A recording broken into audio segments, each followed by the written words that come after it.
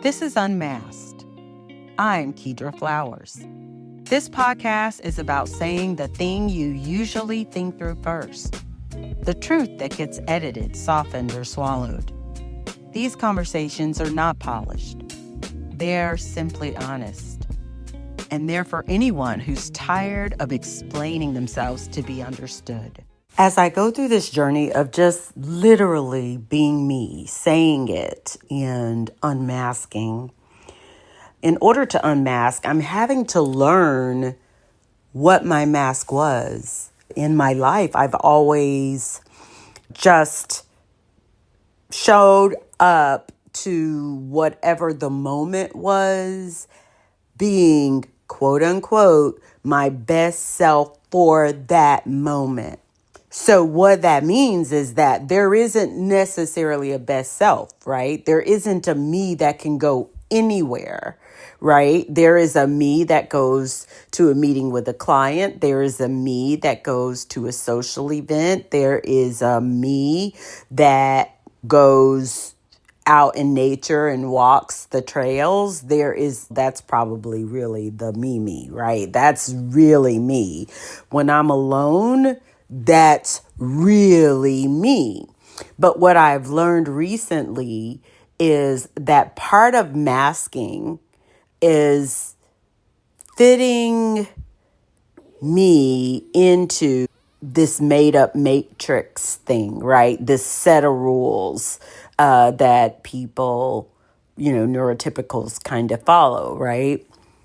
And so one of them is even doing this podcast. I'm really struggling with getting material because the material needs to go in this format and it needs to be this amount of time or this length or whatever. And if it's not going to be that length, then instead of a podcast, it should just be a social media post or that kind of thing, right? And again, all of these are just rules that someone made up. And me fitting within that is masking because I'm not being myself. And if you're thinking, oh, well, then that means everybody's masking because we're all fitting within that. No, it's different because you are conforming to that. That is normal. It doesn't take cognitive energy that can possibly silence a person like me, because by the time I try to figure out how to do it the right way, I'm tired. I forgot what I wanted to say. So anyway, so part of this exercise is just me being me, which means if the podcast is 2 minutes today, it's 2 minutes today. If it is, an hour and a half tomorrow, it's an hour and a half tomorrow. Whatever it is, I'm going to deliver the message and be authentically me.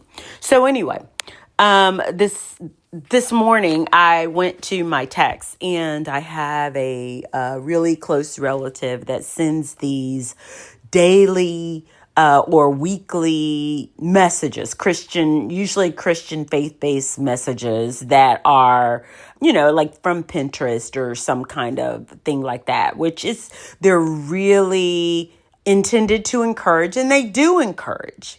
And I get the message, and usually I put a little heart and say, love it, right?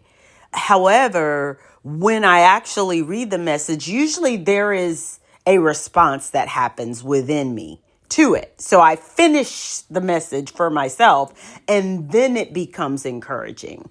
But the message itself initially isn't encouraging to me. However, I'm not the only one she sends this to. She sends it to tons of people, probably majority of people at the church or people who are active in the church. And so they are encouraged and it starts their day off and whatever, versus to me, it's incomplete. So I've got to complete it in order to find the encouragement. So I'm going to go ahead and read one of these. And what I decided this morning was that when I get those, because it as I'm going through this process of unmasking, I'm realizing new ways that I mask. And so one way is when someone sends that kind of a message or picture or meme or whatever intended to encourage, I look to their intent and then I heart it or I say thank you or whatever, because I know their intent is to show love and encouragement. But the reality is that is overriding what that actually is for me. So I'm thanking them for their intent rather than sharing. What is it that I don't have a word for this, but sharing what that post actually, how it's impacting me, if that makes sense. So let me just read the post and my reply, and I think that'll make it probably clear what I'm trying to say, because, yeah, words are so limited. So it says, it's from someone, looks like Carolyn Knowles is the author, I'm assuming, or at least who originally posted this. And it says, never go to sleep without saying these 4 things to God. 1, dear God, make me better. Change my attitude, my approach, my mind, and my reactions. 2, dear God, if I'm chasing the wrong things, redirect me. 3, dear God, please bring me closer to what's meant for me. 4, dear God, please make my days useful, my nights restful, my home peaceful, and my efforts fruitful. Okay? So when I get that and when I read that, I don't go, oh, yeah, I'm going to say that. That's encouraging. No. What I hear is a non-belief that God is God and that these things are already done. That's what I see in those kinds of messages. So I don't get what the intent of that message is. I actually get something different. And so what I thought, you know what I'm going to start doing? Because by hitting heart, I'm encouraging more of that. So basically, whoever's sending that or authoring it or whatever, they're continuing to reinforce to me their non-belief. And like, why would I want to encourage that? And so that's what hit me this morning. And I thought, I'm going to reply to each of those points. And so let me read my reply. And I'm going to read the reply in response to I'm trying to make my phone work so I can see it all on one screen, but it doesn't look like it's going to let me do that. Maybe it will. Let's see. Nope, doesn't look like it. Okay, so I'm going to read, oh gosh, me being able to read it and go between the two is going to be tricky. Let's try. Oh, here we go. Okay.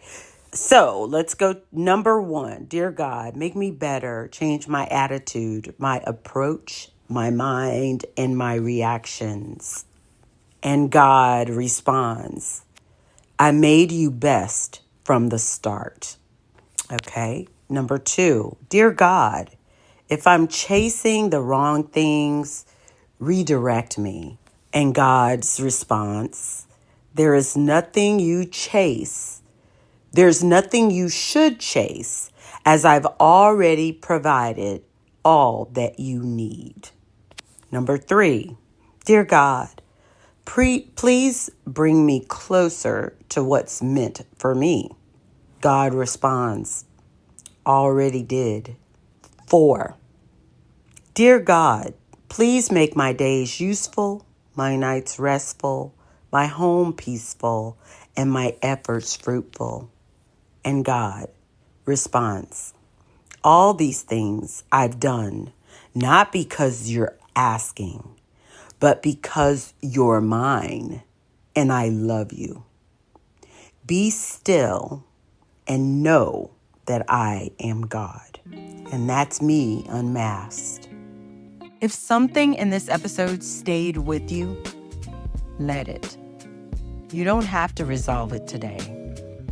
You don't have to explain it to anyone. I'll see you next time.